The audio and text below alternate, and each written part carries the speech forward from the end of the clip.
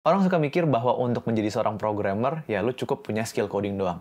Pertanyaannya, apa iya ngap cukup dengan skill coding aja? Di dunia kerja yang fast-paced, kolaboratif, dan penuh dengan bisnis proses, lo harus punya skills lain yang menurut gue nggak kalah pentingnya dengan skill coding. Hey, welcome back ke channel Void FNC bersama gue lagi sebagai host kalian, Theo. Dan kali ini kita ada lanjutan lagi nih dari seri ngebacot kita. Seperti biasa kita bakal ngebacotin tentang sebuah topik di tech industry. Gue akan bacotin di video ini. Dan untuk kalian, silahkan bacotin di comment section seperti biasa. Langsung aja masuk ke topik pembahasan guys. Yaitu skills apa aja sih yang lo butuhin sebagai seorang programmer selain coding. Tentunya untuk jadi programmer, lo pasti butuh skill coding. Itu udah fix banget, no debat lah. Tapi selain coding, sebenarnya ada beberapa soft skills lainnya yang lo harus miliki untuk menjadi programmer yang jauh lebih gacor.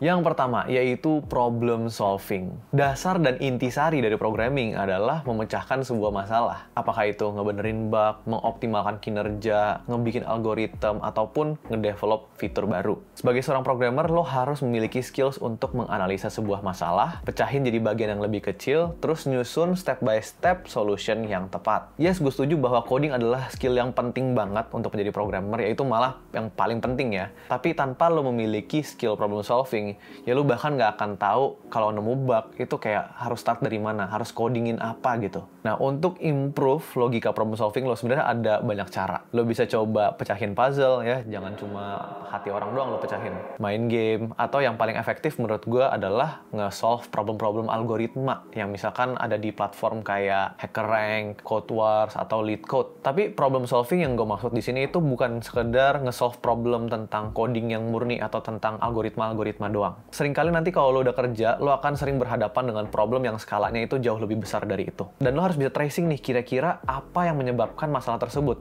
Terus lo susun step by step prosesnya untuk implementasi solusi yang tepat untuk benerin masalah tersebut. Contoh kasus, misalkan lo punya aplikasi e-commerce gitu.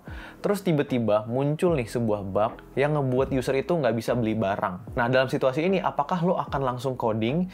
Ya menurut gue pastinya enggak. Step pertamanya biasanya adalah lo harus coba nge-reproduce bugnya atau kayak reka adegan gitu ya. Cara ngedapetin masalah yang sama tuh gimana caranya. At the same time lo bisa sambil tracing nih kira-kira problemnya itu di mana. Lo harus bisa cek apakah mungkin dari front-end-nya ada logic validasi yang salah, di API-nya itu ada salah panggilan service, atau mungkin ada konfigurasi database yang kurang tepat. Nah, inilah yang gue maksud dari problem solving. Kurang lebih lo kayak menjadi seorang detektif, terus lo lagi nyari seorang penjahat, yaitu si bug-nya. Plot twist-nya ternyata yang buat bug-nya tuh lo. Wah, jadi sang detektif adalah pelaku utamanya. Tapi tenang aja, itu mah udah sering tuh nyari-nyari solusi dari masalah, ternyata masalahnya gue sendiri yang buat. Tapi ya itulah kira-kira skill pertama yang penting, yaitu problem solving. Skill kedua adalah komunikasi. Seperti yang gue udah pernah bahas di beberapa video sebelumnya, kerjaan lo sebagai seorang programmer itu akan involve banyak orang. Komunikasi yang lancar itu krusial banget dalam kerjaan keseharian lo sebagai seorang programmer. Lo harus bisa mengkomunikasikan dengan baik updates, ide, concern, atau feedback kepada rekan-rekan kerja lo. Apalagi sekarang zaman dimana banyak company yang udah nerapin WFH, khususnya untuk tim IT. Atau mungkin lo kerja remote lah di luar negeri. Nah, kalau lo ke kantor, setidaknya lo masih bisa ngeliat teman lo, masih bisa basa-basi lah tentang kerjaan. Lead atau senior lo itu masih bisa supervise secara langsung. Terus kalau nanya progress tuh jadi lebih cepat gitu kan, karena ketemuan langsung. Nah, kalau udah WFH, lo udah bakal jarang bisa ngeliat teman kerja lo. Otomatis kalau lo ada problem atau perlu ngasih progress update gitu, ya harus lo yang secara inisiatif untuk berkomunikasi dengan rekan kerja lo. Dan kalau lo dikontak, misalkan lewat media chat company lo, nah ini menurut gue penting banget. Lo harus kudu wajib fast response. Pokoknya harus lebih fast response ketimbang lo di chat sama pacar atau gebetan lo deh. Contohnya gini nih, ini menurut pengalaman gue di company gue saat ini. Karena produk yang gue sedang build dan support itu kategorinya fintech. Jadi kalau ada problem dikit aja itu sifatnya sensitif banget gitu. Nangis, baperan. Nggak ya, bukan ya. Mungkin misalkan gini nih, tiba-tiba wallet user berkurang. Lo bayangin, duit orang bisa berkurang. Atau lo beli sesuatu, tetapi barangnya itu nggak datang. Atau nggak kecatat gitu kalau lo udah beli, tapi saldonya berkurang. Ini misalkan ya. Nah, ketika info tentang problem ini sampai ke gue harus secara cepat memberikan respons. Kenapa gue harus kasih respons dulu? Supaya orang yang ngasih info ini, setidaknya dia udah tahu bahwa gue tahu. Mungkin emang nggak langsung dikerjain, tetapi dia tahu bahwa gue tahu. Ya gitulah kira-kira. Next stepnya gue juga harus rajin kasih update terkait problemnya. Supaya misalkan ada orang customer service yang lagi chattingan sama usernya nih, mereka jadi tahu gitu kan, bisa ngasih tahu ke user progresnya tuh udah sampai mana dalam fixing problem ini. Terus bos-bos gue, mereka juga pada tahu progress update-nya tuh udah sampai mana. Terus kalau misalkan masalahnya udah fix, ya gue juga harus ngasih tahu bahwa problemnya udah fix, masalahnya apa, cara benerinnya apa, dan detail-detail lainnya. Gue dulu pernah punya rekan kerja yang gercep banget lah kalau disuruh ngapa-ngapain. Nah, orang ini kalau ada problem itu pasti langsung dikerjain. Soalnya waktu zaman-zaman masih WFO, itu gue ngeliat kalau misalnya ada chattingan masuk, itu pasti langsung coding mulai itu. Nah, problemnya itu, dia langsung ngerjain, tapi nggak ngasih tahu bahwa problemnya itu lagi dikerjain. Dan bahkan pas udah selesai, itu dia juga nggak ngasih tahu. Memang iya problemnya itu selesai, tapi ingat bahwa anggota timnya itu kan isinya bukan Doctor Strange dan Scarlet Witch gitu yang bisa baca pikiran orang. Jadi ya pada nggak tahu kalau sebenarnya problemnya itu udah selesai. Bahkan masih ada beberapa developer yang sedang ngerjain hal yang sama. Kenapa hal ini bisa terjadi? Ya itu, cuma karena masalah komunikasi aja. Ini emang kelihatannya kayak hal yang kecil dari sisi kita pribadi gitu. Tapi sebenarnya impact banget ke orang di dalam tim kita. Nah, intinya gini sih. Ingat bahwa tim lo itu bukan Avengers, bukan superhero. Ingat bahwa kita nggak bisa baca pikiran orang lain. Rajinlah kasih update dengan detail, fast response, follow up terus ke rekan kerja lo, supaya kolaborasi lo di dalam sebuah tim itu jadi semakin efektif. Oke, yang paling terakhir, tapi ini yang paling menentukan apakah lo menjadi programmer yang berguna atau enggak.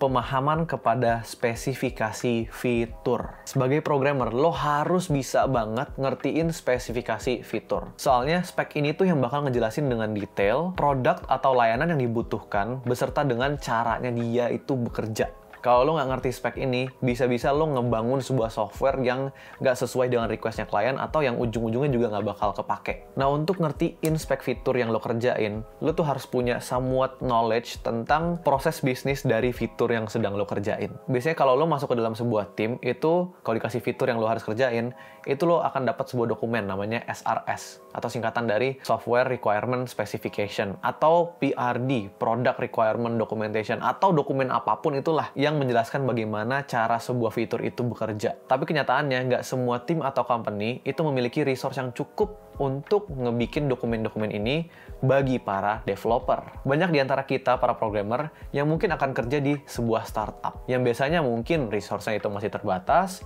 atau workflow kerjanya itu belum matang banget. Sehingga dokumen-dokumen ini mungkin nggak akan lo dapetin ketika lo develop sebuah fitur. Itulah kenapa gue rekomen lo untuk research juga tentang bidang dari fitur yang lo lagi kerjain. Kalau lo lagi bikin apps untuk trading, ya lo pelajarin lah dunia saham itu seperti apa, dunia finance itu seperti apa. Kalau lo lagi bikin apps untuk manajemen toko, ya berarti lo coba pelajarin accounting, inventory, logistik, dan hal-hal lain yang relate ke produk lo. Tapi emang nggak harus semuanya sih lo pelajarin. Setidaknya bidang yang relate ke fitur yang lo lagi kerjain aja itu udah cukup. Tapi lo kalau tetap ngerasa bahwa knowledge lo tentang proses bisnis itu tuh masih kurang dan udah nggak ada waktu untuk mempelajari, kembali lagi ke poin sebelumnya, yaitu komunikasi. Komunikasikan sama lead lo, orang produk, orang bisnis yang pokoknya berkaitan dengan fitur yang lo lagi bikin. Terus lo tanya dengan detail tentang proses apa aja yang lo harus lakukan di dalam fitur tersebut. Nanti mereka akan bantu jabarin gitu ya, step by step prosesnya seperti apa.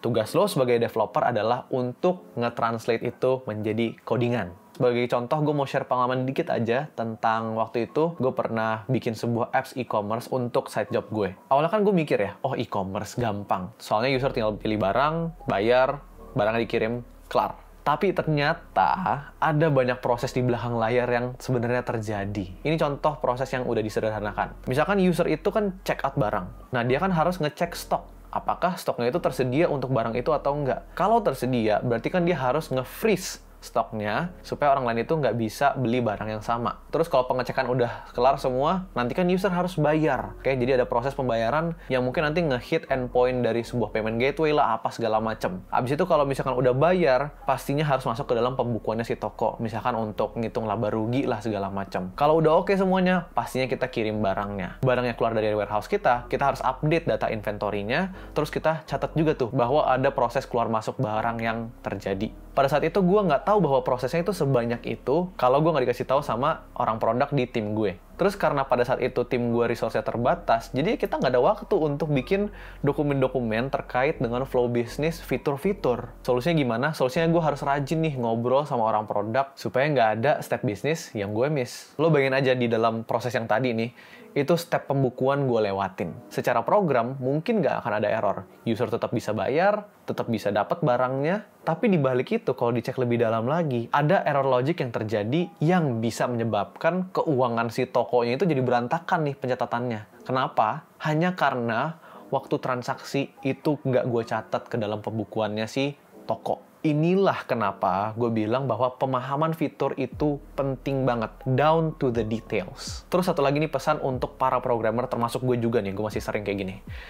Jadi programmer jangan sotoy. Klien minta dibikinin toko online. Tapi gue sebagai programmer, gue tahu bahwa gue bisa lebih dari itu. Gue bikinlah pasar online. Oh iya, bagus dong. Pasar online kan jauh lebih kompleks. Pasti lebih bagus hasilnya. Ya, secara teknis emang lebih kompleks. Tapi kan bukan itu yang klien lo inginkan. Jadi akhirnya percuma apps yang lo udah bikin. Ini extreme case banget sih. Tapi poin yang gue mau coba sampaikan adalah, kita sebagai programmer, kadang ya emang kita udah harus ikutin aja apa yang klien mau. Dan misalkan ada kesalahan bisnis dalam aplikasi, tapi itu karena kesalahan penjelasan dari orang produk atau dari klien lo. Di poin itu ya udah, lo udah bisa deliver sesuai dengan yang dia jelaskan ke lo. Bukan berarti karena ada kesalahan ini lo yang nggak becus jadi programmer, enggak gitu. Tapi kalau malah lo yang disalahin, ya berarti itu kliennya sorry banget, tadi videonya kepotong, gue nggak tahu kenapa. Yang gue mau bilang tadi adalah, berarti itu kliennya gokil banget, pasti enak banget tuh buat diajak temenan.